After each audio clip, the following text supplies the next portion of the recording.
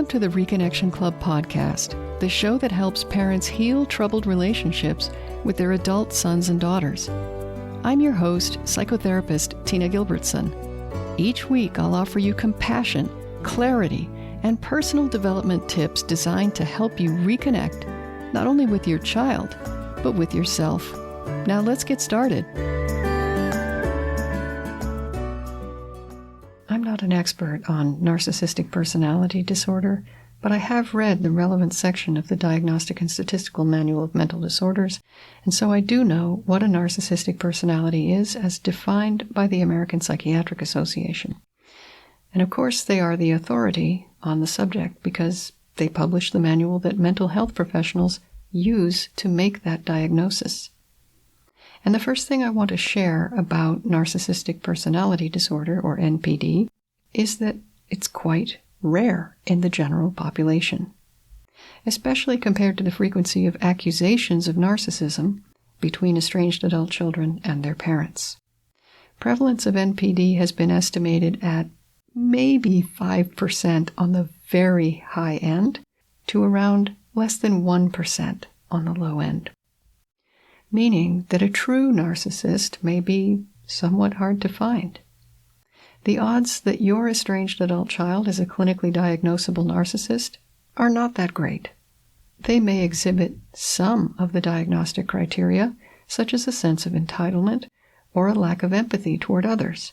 And by others, I mean not just family members, but people in general. However, 1 or 2 or even 4 criteria for NPD do not a narcissist make. There's a reason why you have to meet at least 5 out of currently 9 criteria to be clinically diagnosed. It's because any single criterion for narcissism falls well within the normal range of human expression.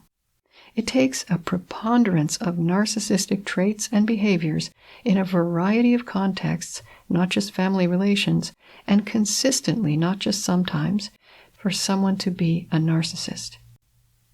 I'll see if I can link to the current criteria for NPD in the show notes. Picture a continuum with the narcissistic personality at one end and total selflessness at the other. Where would you place yourself on that scale? The majority of us, including estranged adult children and their parents, fall somewhere in between those two extremes, between entirely wrapped up in ourselves and utterly selfless. And what's more, we clearly don't just sit still on that continuum. We may behave differently with different people and be more or less narcissistic at different times in our lives, and even different times of the day, like before or after we've had our morning coffee. Sometimes we act selflessly for the benefit of others or the greater good, and at other times we can't see past our own needs. Most of us exhibit traits of narcissism some of the time. With that context in mind, I'd like to describe some common everyday circumstances that, from what I can tell, create behavior that looks like narcissism. And my goal here is not to encourage you to excuse hurtful behavior or to suggest that adults aren't accountable for the harm we do to others, even unwittingly. Instead, my goal with this list is to shake loose the rigid and often false beliefs that surround assumptions of narcissism. So here, in no special order, are 7 conditions that may give rise to quote-unquote narcissistic behavior. Number 1, being in pain. It's very hard to empathize with others when we're in severe or near constant pain. Whether it's physical or emotional, being uncomfortable or in distress makes us less interested in everything, including other people. Number 2, unaddressed trauma. When your sense of safety is violated by threatened or actual harm, either emotional or physical, your brain begins to organize around seeking safety. Everything else takes a back seat. And this vigilance and other consequences of trauma, like rigid rules or sensitive triggers, can come across to others who don't recognize it for what it is as a form of narcissism. Number 3, mental health problems. These can make it very difficult to be present with and for others. Anxiety, for example, consumes energy and hogs attention. Depression makes it impossible to return calls or make efforts on our own behalf, let alone do things that please other people. These kinds of mental health problems often come across to the unaware as simple selfishness or even entitlement. Number 4, low self-esteem. I think the opposite of healthy self-esteem is baseless shame. And shame is one of the hardest emotions for us to tolerate, which is why it's often unconscious.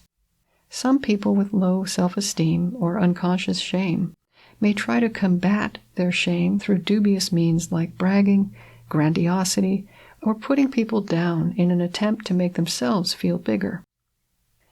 Often this backfires socially, giving them a reputation as narcissistic and adding to their shame. Number 5, emotional immaturity. Children are naturally narcissistic. A typical toddler doesn't ask how you are today or do their part to carry a conversation, and we don't expect them to.